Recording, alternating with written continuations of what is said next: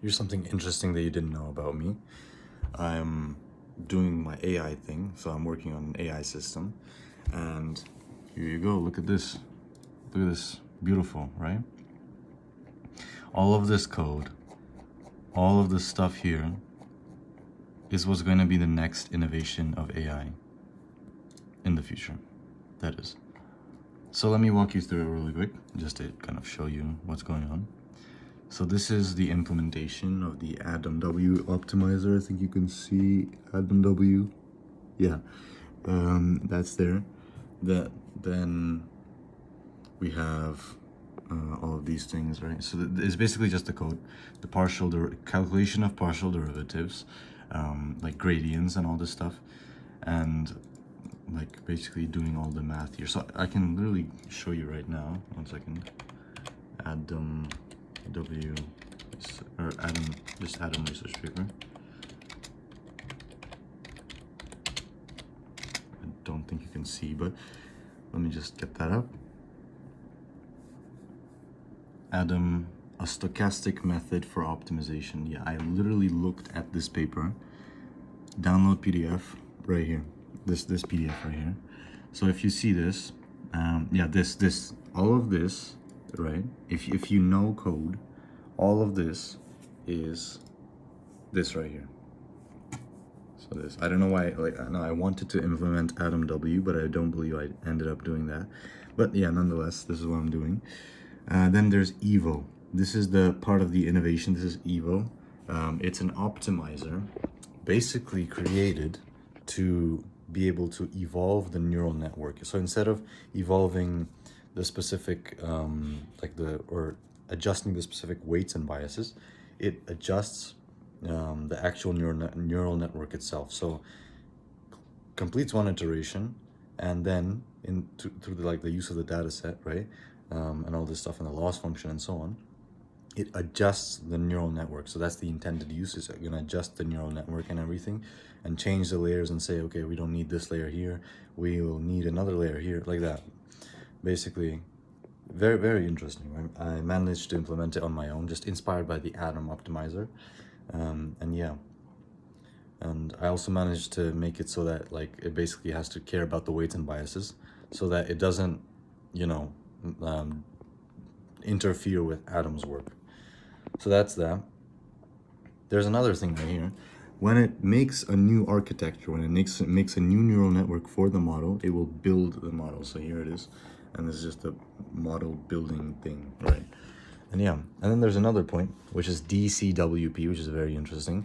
It is basically a system where, let me just summarize it quickly. It's not that complex, but in ChatGPT, right? ChatGPT can remember past points in the conversation, so what you've said previously. What it cannot do is remember past a certain point. They're all limited to some kind of context window, to how much of the conversation they can listen to. So if you keep talking on and rambling on with ChatGPT, it's going to start forgetting what you were saying before. Whereas this system, it kind of remembers the entire conversation entirely. And it's not just expanding the token window, it's implementing what's called the memory system. You basically store the conversation, and then when the user says, oh, by the way, do you remember this thing before, the AI system is like literally recalling a memory. Like how, if I tell you right now, do you remember when your mother said this to you? You're trying to recall a memory back, like in the back of your head to the front of your mind. That's pretty much the same thing I replicated with this AI system, where it can literally remember something. I mean, except in code, not actually, like I didn't actually give it biology or anything, but yeah, you get the point. So that's that, and I consider it to be the next innovation. Why do I consider it to be the next innovation? Because there's 30 or 40 pages, somewhere 30 to 40 pages here that I've written all on my own. I don't intend to publicize them. These are just my thinking papers, where I would write about like, oh, this is like, I'm just trying to figure out, like, here's the plan, right? You see plan, all this different stuff. All this stuff, I don't intend to, maybe I'll publish it one day, or just like take a bunch of screenshots, or I don't know, like make a PDF and show you all.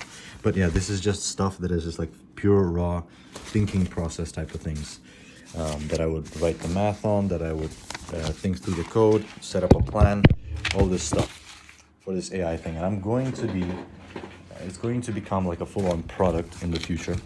$10 a month, or something around that, $10 or $5 a month. We'll see. But yeah, that's the thing that I'm doing right now.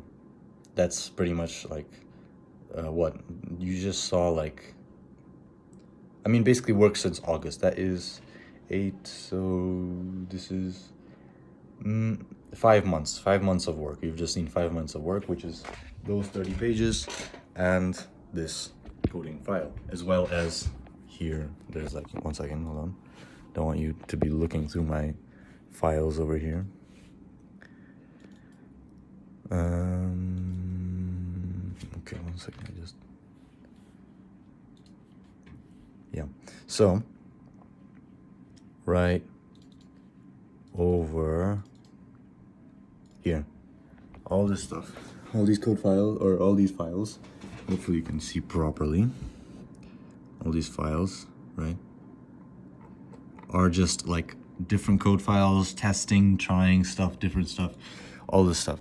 I even bought like Colab Pro. You can obviously see I can connect to A100 VRAM, blah blah blah. That's the process.